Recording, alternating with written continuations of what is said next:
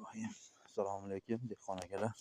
Xudo xolasa mana hozirgi ko'rsatgan katta yo'limizda ichkarida dehqonchiliklari 6 sotikniki 6 ariq qo'shgan pulda. Xudo xolasa mana dehqonchiliklar pishib qolibdi. Ekkanchi qancha bo'ldi dedi? 12 yanvar kuni yerga qadalgan. Mana xudo xolasa hammaylari bir hafta 10 kunni uziladi. Ichkari gradusi 18-20 bor. Katta yo'lda endi ilashtiribdi.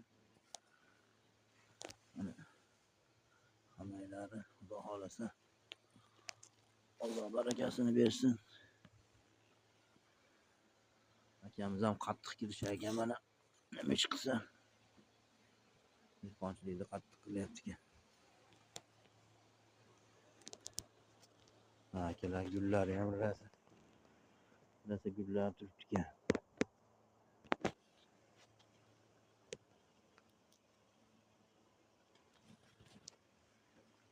Xudo xolasa 5-4 kunda akamiz uzar ekan.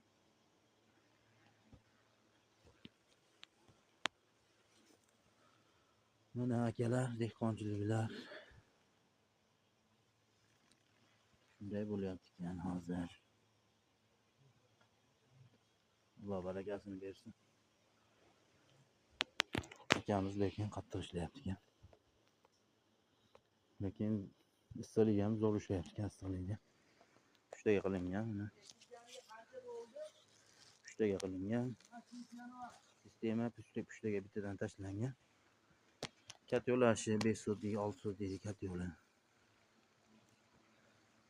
Lekin akamiz yoribdi dehqonchilik.